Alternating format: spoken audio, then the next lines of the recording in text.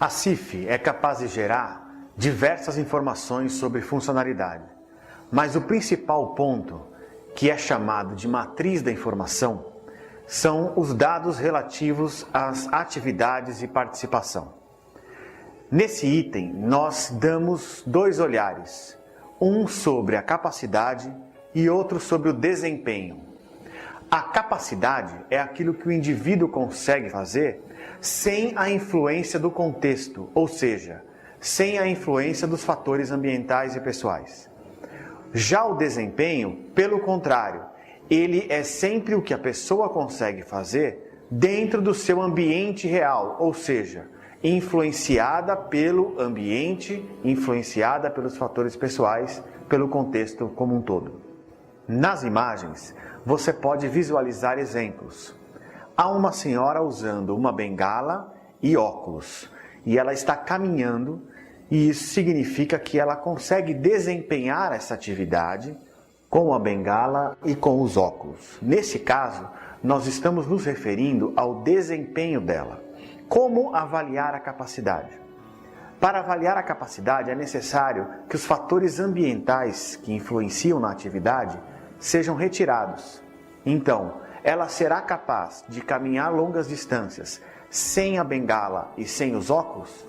Veja que são olhares diferentes. Assim, você também pode visualizar a senhora que sobe a escada com o uso do corrimão. E também uma outra senhora que utiliza uma cadeira capaz de fazer com que ela suba e desça os degraus. Esses são fatores ambientais que facilitam a vida das pessoas. Os fatores ambientais podem ser facilitadores ou barreiras, e são eles que determinam o desempenho da pessoa, ou seja, o que ela consegue ou não fazer em sua vida real. Para avaliar a capacidade, é necessário que o ambiente seja um ambiente padrão, que os pacientes sejam avaliados sem a influência ambiental da vida real deles. Assim, você vai classificar as duas situações, a de capacidade e a de desempenho.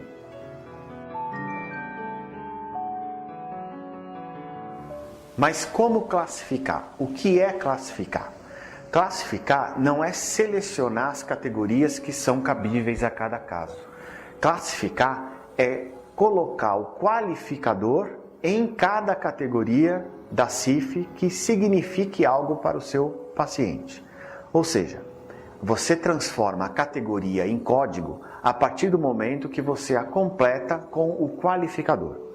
O qualificador, na maioria das vezes, é um número que completa a categoria e que vai de 0 a 8. Temos o 0, 1, 2, 3, 4, 8 e 9, onde o 9 significa que a categoria não é aplicável. O 0 significa que está tudo bem, não há nenhuma alteração naquela categoria.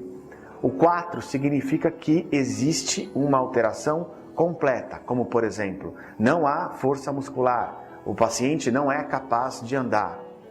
Temos o 1, 2 e 3 que representam as magnitudes dos problemas, se ele é leve, moderado ou grave.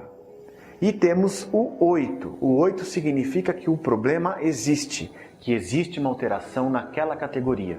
No entanto, você não está dizendo qual é a magnitude desse problema.